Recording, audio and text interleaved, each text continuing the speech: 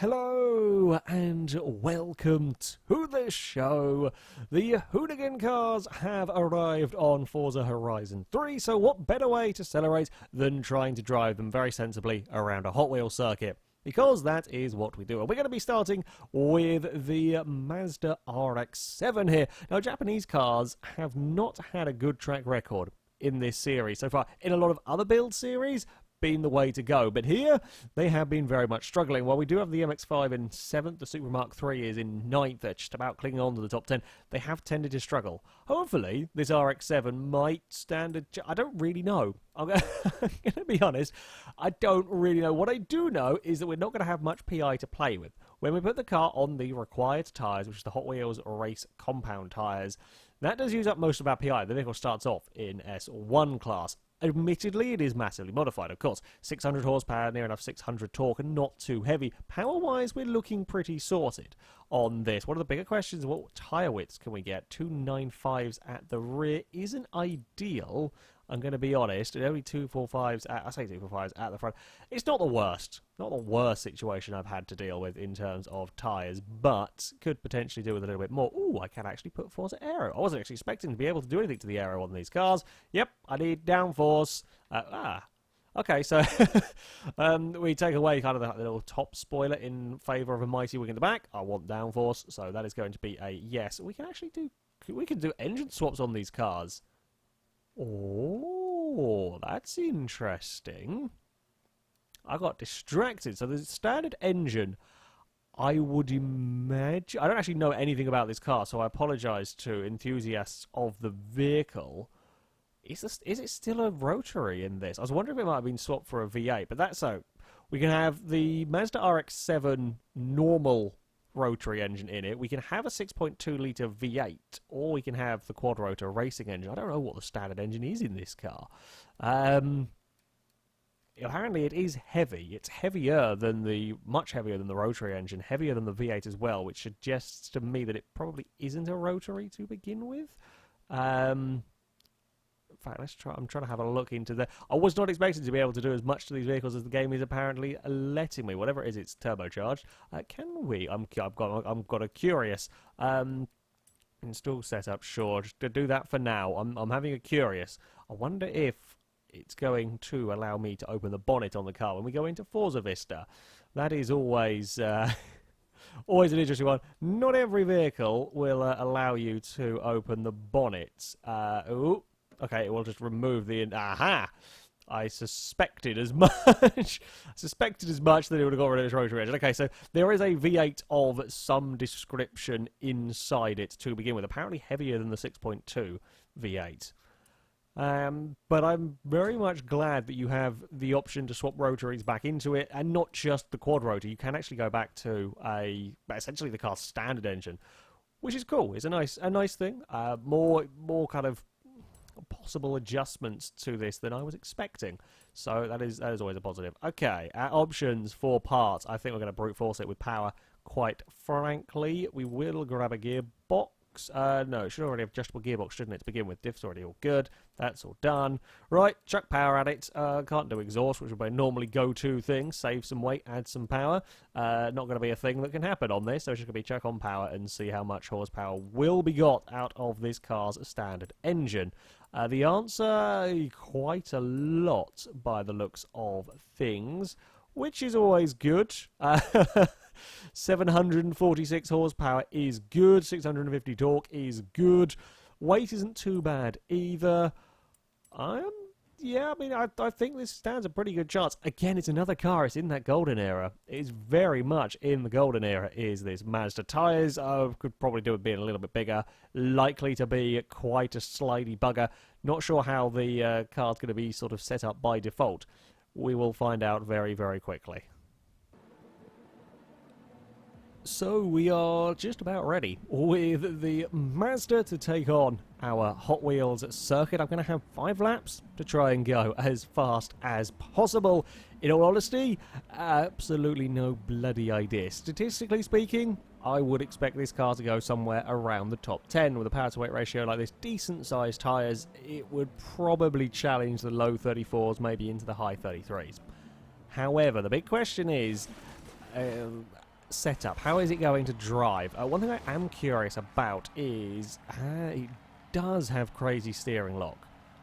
Okay, that's interesting. I mean, cars like this naturally would have a much more steering lock than a normal vehicle, and I wasn't sure whether Forza was going to bother or Forza was going to do that with them or not. The answer is yes. Now, how that's going to work out with steering, Forza will inevitably smooth out your steering inputs. So you've actually got a controller, and, well, a car steering rack isn't designed to be controlled by an analog stick. So how it's going to smooth all of that out, I'm not really sure. It's probably going to make it, if things go sideways, it'll make it easier to catch it. But we're not going to be trying to get the car sideways anyway. It shouldn't be going sideways full stop. So hopefully we're not really going to worry too much about that. How are we going to fare through these corners? It's not too bad, actually. I was fearing it was going to be naturally a lot more oversteery. It doesn't seem too awful so far. Actually, one of the fairly big concerns with this car, I say fairly big concerns with this car, gearbox is very, very weird. The gearbox is very, very weird indeed. It kind of has first to fifth. Fifth gear is very short, sixth gear is very long for whatever reason. Now, that's designed more for drifting and so on, I imagine. Doesn't really help me out here. Not knowing that, didn't put on the full race gearbox, can only adjust the overall ratio. So sixth gear is going to be quite a long gear. Now the only plus point is where we'll be using this sixth gear is, well, coming up towards this loop, which is only one part of the track. We will have plenty of length in the gears to accelerate our way down the hill here, which is quite important. We have seen that. Oh, brakes are not quite what I thought they were going to be in this car. I've been driving much slower vehicles of late, so we smack straight into the wall. Okay, it's a terrible, terrible first lap from the RX-7. Could be a lot worse to drive, though. I'd certainly had fears of this car being a lot trickier to drive. We're not quite going to be flat out through turn 3, but we are still quick on the exit there. Again, we're not going to be flat out up through turn 4, are we? No, we're going to have a little bit of a wiggle. Nothing too terrible. Now, can we crack the 140 miles an hour through here? It's close. I was a little bit cowardly myself there. That's my bad, and I've run very, very deep into the next corner. Acceleration here, though, is good. This mid-speed acceleration zone, 174 miles an hour, is only a little bit off the... It's only, what, 4 miles an hour off the Gremlin. That was doing 178. That over 1,000 horsepower, though. So we are pretty good on that acceleration front. If we can get everything else right in the car, might be very helpful indeed. Up towards the boost pads we go here. Don't twist the car for the takeoff. That would not be good. We get a decent enough launch off of the secondary one there. 204 miles an hour. I mean, it's holding well above the 190 mark, which is nice to see. We haven't seen... Again, we're having a lot of slow-speed cars of late. 224. Amusingly, the same speed as the Dodge Dart. That front-wheel drive car was a monstrously fast vehicle, it turns out, in a straight line. There's 35 from the Mazda that time around. Can we get any more? I would like to think so. I would like to think we can go faster than that. I had to take 2 tries at turning in to the first corner there. Never a good thing when you have a second go at getting the front end turned in. You're busy counter-steering the car. I imagine this thing would be fairly straightforward to drive in a... if you were looking for sort of drifting and so on sense, it seems to be a relatively easy car to catch. I'm not in any fear of having a big accident, so to speak, with it. It's costing me time. You know, you're losing time. Whenever I'm having to try and counter-steer and whatnot, we are losing time. Oh, and a little bit of a lock-up as well under brakes there. I'm not sure the brakes are the best on this car. Now, to be fair, it's perhaps not, I say not the area that's most focused on with this vehicle. I can't upgrade the brakes with whatever brakes the car has, and that's perhaps not the most important area of the vehicle. Don't get me wrong, even with a drifting sort of stunt car, I guess, braking and so on is still going to be important, but it's perhaps not the most focused on area. We had a really big bounce on the landing there that is less than ideal. We basically jumped the second launch pad, but we are still at 190 miles an hour held across that section. 223 miles an hour as we slow down for the final corner. Run towards the line. 35-1 from the Mazda. Right, let's try and get everything neat and tidy. There's definitely more time to be found, but I'm not sure there's enough time to propel it towards the top part of the leaderboard quite. I think it can go a little quicker. Maybe that whole low 34 area with an absolutely spot-on run, but it's going to have to be something pretty special, and I'm not sure this lap is going to do it. Oh! Yeah, whenever you push, whenever you're pushing the car, trying to find those limits, the back end will just let go, and it's not the most uncontrollable thing I've driven, not by a long way. It's, you know, perfectly fine to manage that sliding, but it's still costing you time. You've got to countersteer, you've got to deal with it. You're wasting time that could be used putting the power down, and there is plenty of that power to try and use. But the Mazda is a little bit of a difficult car to drive as we sweep our way up towards the loop for the penultimate time. This lap is a dirty one. If it does happen to be the fastest lap, then it will still be counted. Off goes the off goes the wing. I'm not sure though that it's going to be that much faster. It was a scruffy turn 4 in the end that we were still a little bit wide up there. I'm not sure overall. It feels like I'm being relatively consistent with these laps. There we go. The final sector is done. I think that was slightly quick. I think it was into the mid 34s. Can we get any more time on this, the final lap? We're a little bit wide into turn 1, but we were much better on the exit of turn 2. Now, turn 3, let's not waste our time sliding. Patience, patience, patience. Bad Mazda. There we go. That's more like it. Much, much better.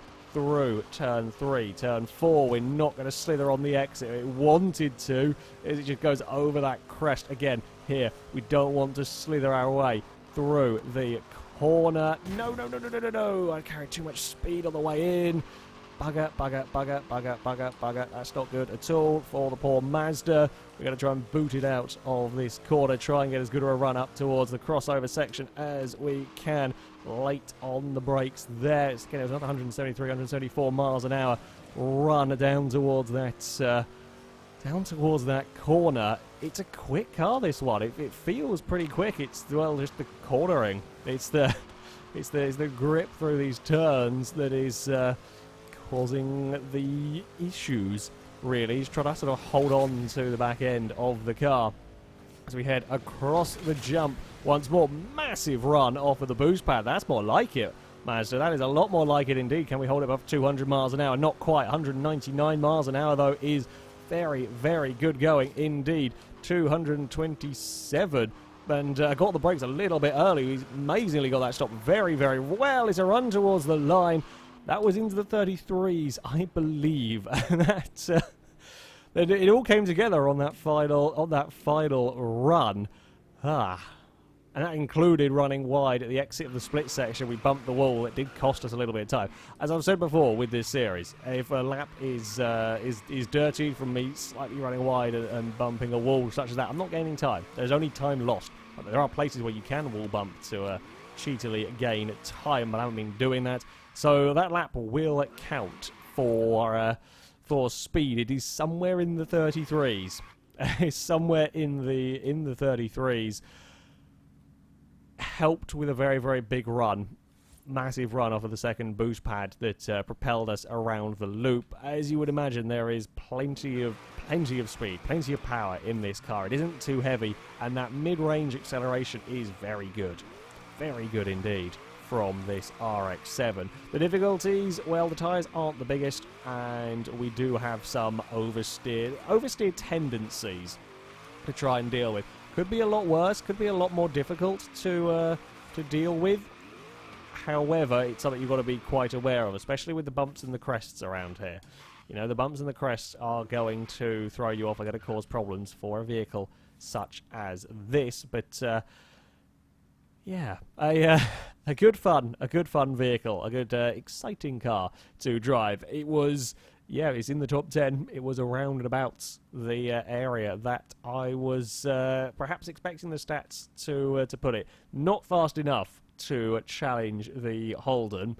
We've not gone faster than the Commodore. I'm not sure when you'll see on the screen now whether it's gone faster than the Sierra or not. I think it is around a mid 33, but whether it's quite got the Sierra or the Testarossa, I do not know at this moment of recording.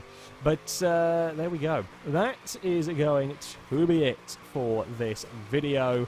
Thank you very much for watching, and until next time, goodbye.